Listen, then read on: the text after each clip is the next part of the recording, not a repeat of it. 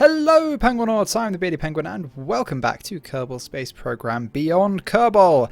In the previous episode we constructed an outpost on the surface of an exoplanet Fust, and this episode we are going to be expanding this colony and bringing down all of our colonists. You can see here we're just constructing our third habitation pod. Each of these hab pods can support 6 Kerbals. Not only can it produce enough supplies for them, but also can produce enough organics for the main industrial module to then produce colony supplies, which can then be used by the habitation pods to freeze 6 of those Kerbals' hab timers, which prevents them from getting homesick. So now we've got a habitation pod for each of those 18 Kerbals just in that manufacturing module. We need to start building habitation pods for all the colonists. You can see here we actually ran out of helium-3 in the main reactor, so we had to switch the fuel mode over to a bit of a lithium fuel cycle, which will last about 2,000 years but doesn't produce quite as much power. So it shows that yeah, in the next episode we're going to have to go get ourselves a source of helium-3 and deuterium.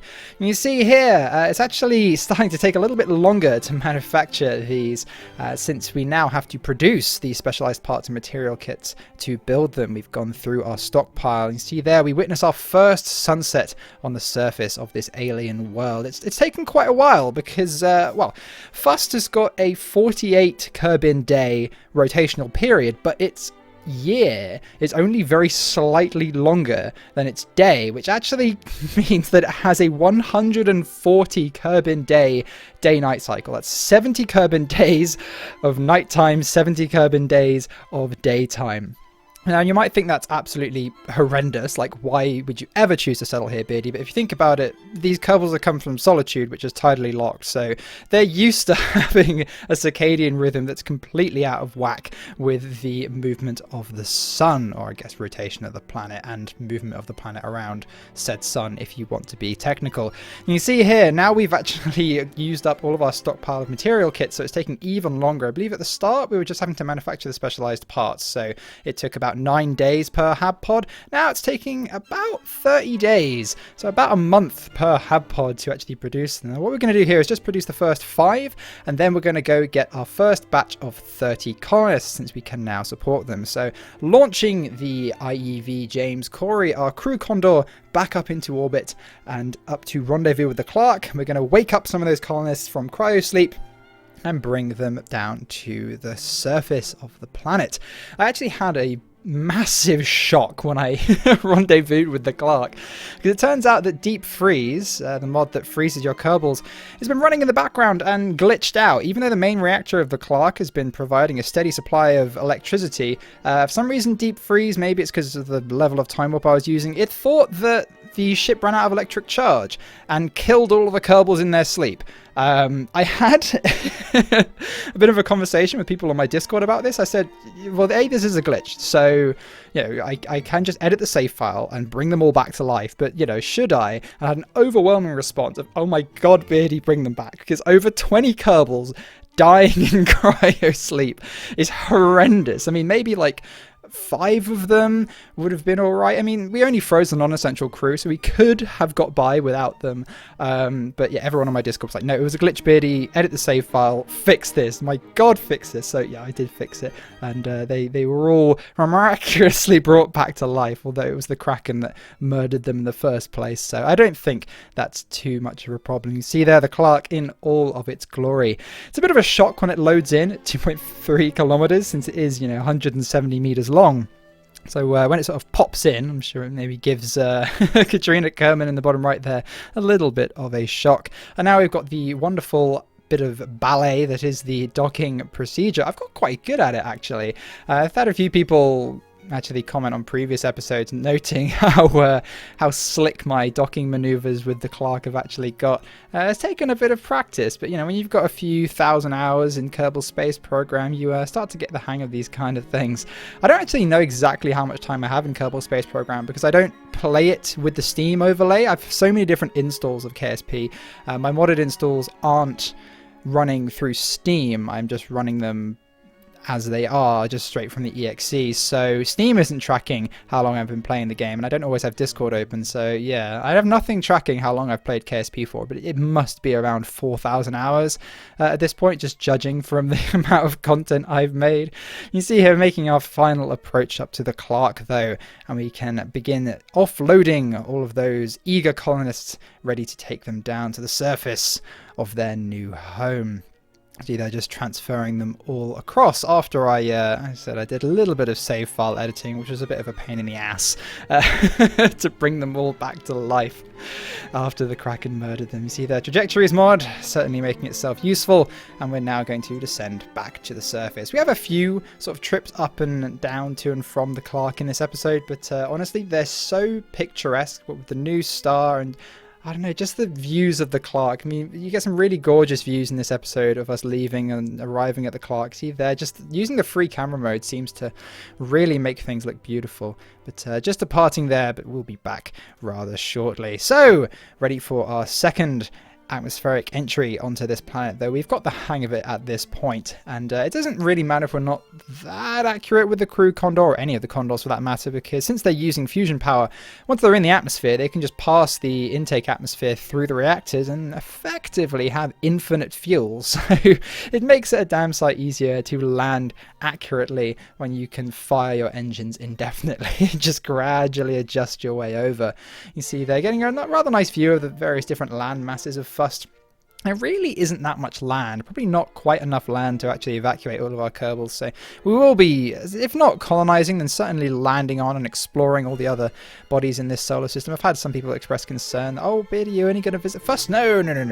We're going to do a little grand tour of the entire solar system once we've actually got this colony up and running, and once we've got our supply of helium-3 and deuterium all ready. You see they're just touching down gently. I cut out a lot of the descent there, mainly because we've got some far more impressive descents a little bit later on in the video, so I won't spoil anything just yet.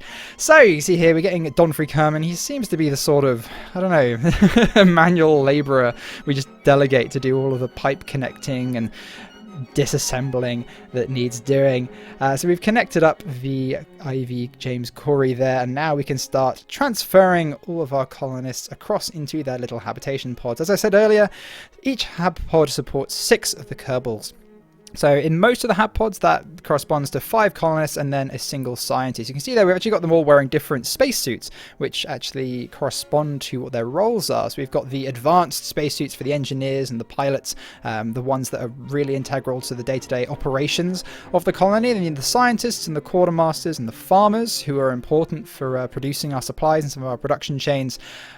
We put those in the standard spacesuits, and then the colonists who basically have no use whatsoever.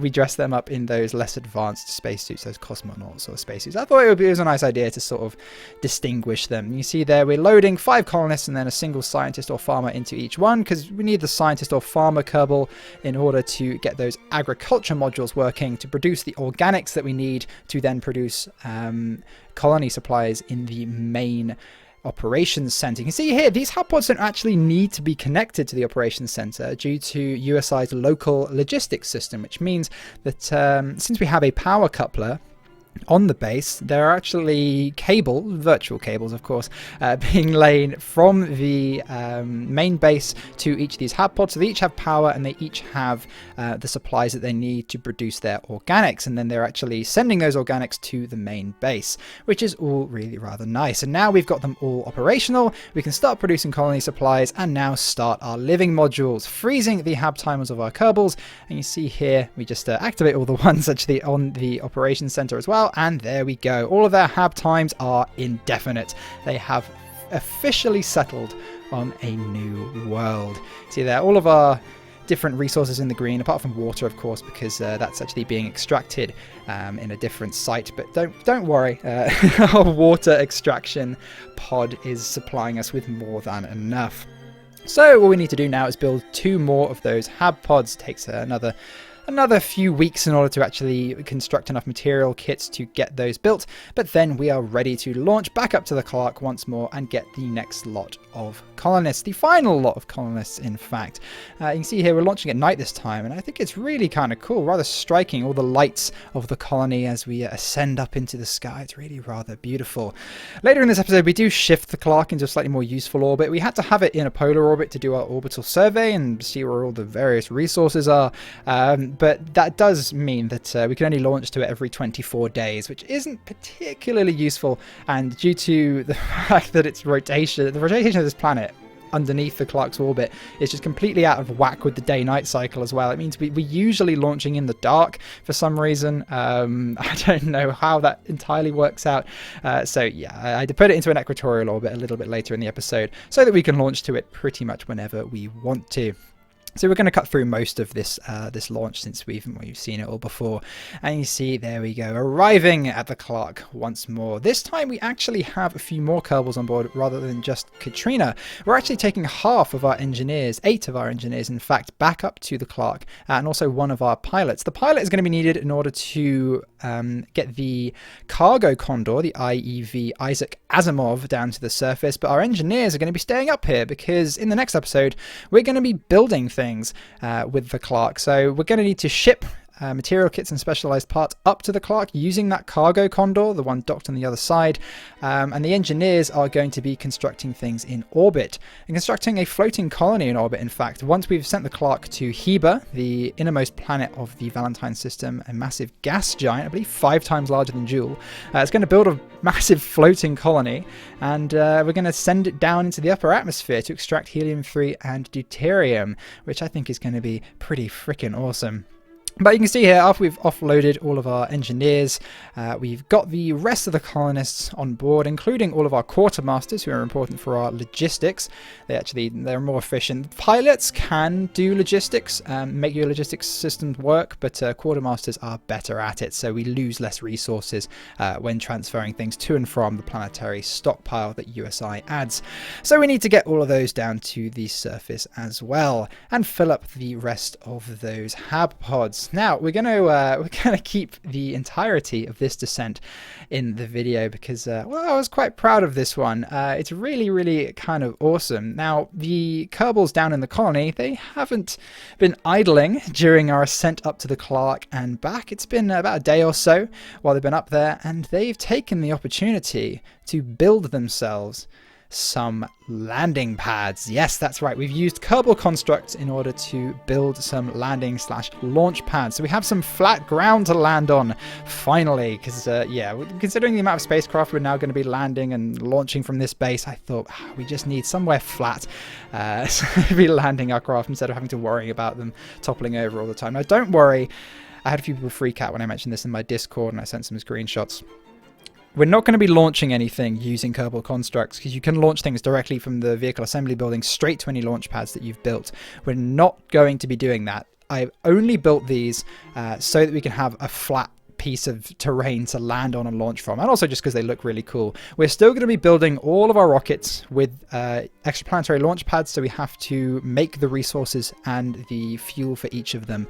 So don't fret, guys. Don't fret. We're not going to be cheating, but I thought, yeah, it was time that we built some landing pads, and there they are. You see here, making use of the infinite fuel, the non-cheating infinite fuel, that is, of our fusion engines to bring ourselves very slowly, very carefully in and down for a gentle touchdown on one of those landing pads. Oh, they look great, especially at nighttime. They actually have lights, which I think just looks freaking awesome. We've actually built ourselves a spaceport, and the lights actually light up the Condor while it's sitting there on its launch pad. You see we get Ellie Kerman, one of our most experienced quartermasters. I believe she was in charge of Artemis for decades, actually, into the command center. And then we get all of our other Kerbals in the other hab pods. We have to transfer some scientists across. Remember, we have to make sure we've got at least one scientist or farmer in each of these to make sure that the agriculture modules work. So we're just getting some scientists out and transferring one over to each of these hab pods to make sure that they're producing their organics. Make sure that we can produce enough colony supplies to keep all of these Kerbals happy. And there we go. The colony is officially operational and complete, which is something I'm very, very happy about. So now we're sending down the Asimov down to the surface to land on one of those other launch pads. We're not actually going to be using the Asimov until the next episode, but what it's going to be used for is, as I said earlier, it's going to be launching material kits and specialized parts up to the Clark, as well as probably some supplies. We're running a little bit low on those, and just getting it ready for its voyage to Heba, although the voyage isn't really going to take that long. The Valentine solar system, it's deceptive really when you look at the map view. It's a lot smaller than you think. That's part of the reason why Fust's year is so short. The entire Valentine system, all of its planets, fits within the orbit of Eve. That's how tiny it is. I believe Fust's orbit around Valentine fits within Moho's orbit, although Moho doesn't actually exist anymore in the After Kerbin planet pack. But yeah, just an idea of the scale of this star system, since it is a red dwarf. It's on the larger side of a red dwarf, but it is still a red dwarf. So yeah, I mean, it's interesting looking in the sky and having a small star instead of the red giant that Kerbal turned into. It's certainly going to take a bit of getting used to for these Kerbals, that is for sure. Anyway, as before, we weren't quite as accurate with this one. The Asimov actually undershoots, but as before, we just blast ourselves over, just very carefully maneuver ourselves over to the colony, Weir Colony. I don't know if I mentioned the name in the previous episode, but yes, it is called Weir, named after, of course, Andy Weir, author of The Martian and Artemis, two of my favourite science fiction novels of all time. And now we're just going to land it on this second landing pad here, rather gently, rather beautifully, and then having the two condors there, lit up by the landing pads with the colony glowing there in the dark. Really, really a wonderful shot. So now we're going to get the Clark in all of its 170 meter long unwieldy glory into a slightly more useful orbit. It doesn't really matter about the Delta V since we have got a ridiculously efficient engine, but we are boosting our apoapsis up so we can then perform our inclination change a little bit more efficiently, a little bit more easily, and then we're going to bring that apoapsis back down again. It's the efficient way to do things. Inclination changes are the most expensive maneuvers you can do pretty much in a sphere of influence around a planet. So you want to raise your apoapsis up to make it a little bit cheaper on the Delta V side. It does end up being quite a bit cheaper than doing an inclination change low in a gravity well. Getting a gorgeous view of Fust and Valentine there. You can actually see all the other planets in the Valentine system because they are all so close together in such low orbits.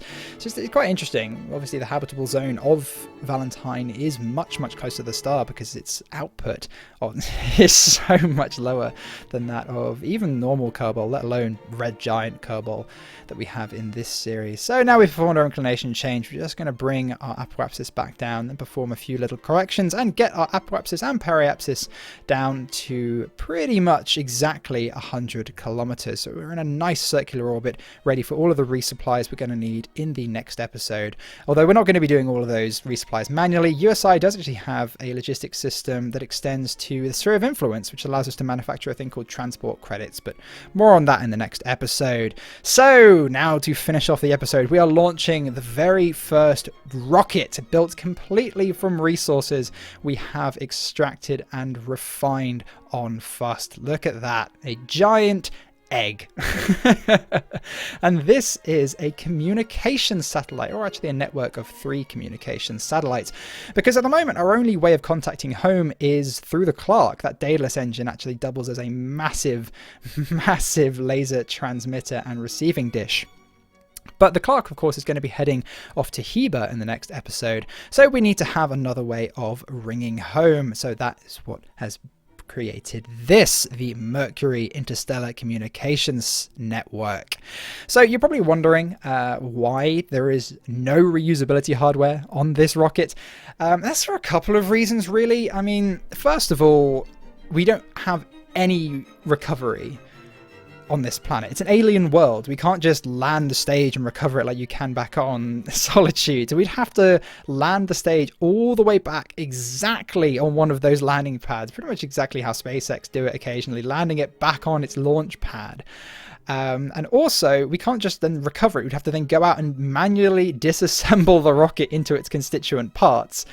And honestly, considering that rockets don't cost us anything to make because we're building them out of materials that we actually extract on the planet, it's just a much better idea to simply make the rocket as simple as possible. Adding a bunch of reusability hardware and all the extra delta V you need in order to do the boost backbone and everything would make the rocket a lot bigger and a lot more complicated, which means it will probably take about twice as long to build it and fuel it, because those are all resources we have to actually extract and refine ourselves. So yeah, reusability, it's not really going to work on this planet, although we are of course still being responsible and keeping the space debris down. That first stage we made sure the periapsis was low enough that it would go back into the atmosphere, and this boost stage here is also going to burn itself back into the atmosphere as well. So we're making sure we're not cluttering up the orbit or anything, but yeah, we're not going to be reusing stages. We're going back to basics essentially.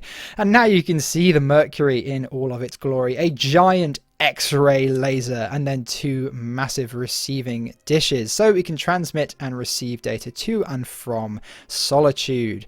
Then we have those two smaller relay satellites which just in case the colony is on the far side of the planet, they're just going to bounce the signal from the main satellite to the colony, so they can all talk to their loved ones back home, although well, I'm pretty sure they all brought their loved ones with them. But either way, a lot more Kerbals are going to be arriving in the coming few decades. You see there, what we're doing is we're just making sure that the main satellite is in an orbit with an exact orbital period of 6 hours. Then we put the other two in an orbit with an orbital period of 4 hours, which means that then we can boost the second satellite up to orbit, make sure it also has an orbital period of 6 hours, and then we can just stagger the satellites so that they each are positioned equidistant throughout the orbit. So they're an exact triangle and they're going to hold their relative positions. I actually installed Kerbal Engineer again. I did uninstall it because all the information it provides is now in the bottom left thanks to stock updates.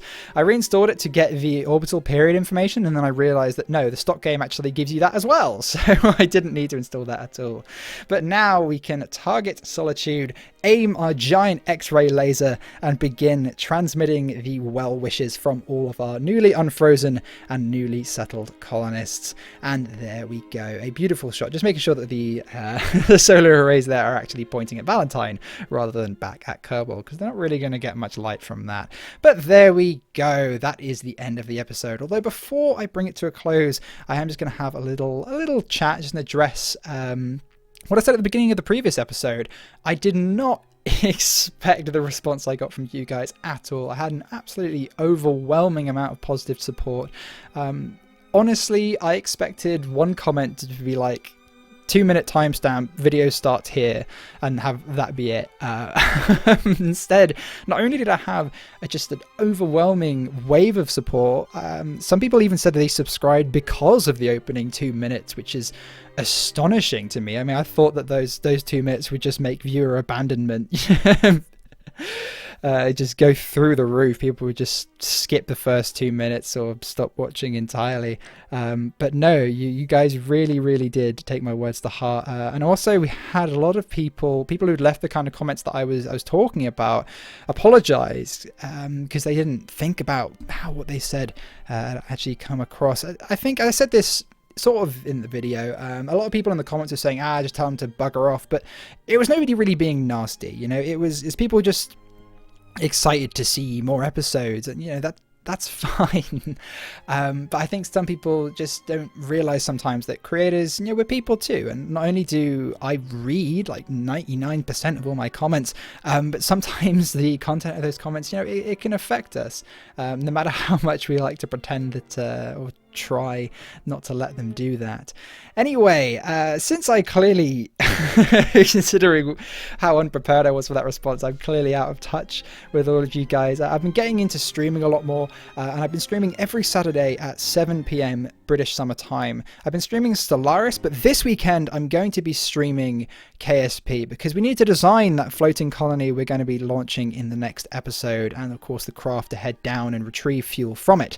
So this Saturday I'm going to be live streaming 7 PM BST. I will do an announcement and I will schedule the stream, and we're also going to have a very special guest in the form of Tape Gaming. I know, right? It's been over 2 years since I last spoke to him, but I just reached out to him, sent him a message on Steam when I saw he was playing games, said, hey man, do you want to come on stream this Saturday? And not really expecting a reply, and he was like, yeah, sure. So you got that to look forward to. I'm really very excited to chat to him and see what he's been up to. Thank you very much for watching, everyone. I've been the Beardy Penguin. Hopefully see all of you on Saturday.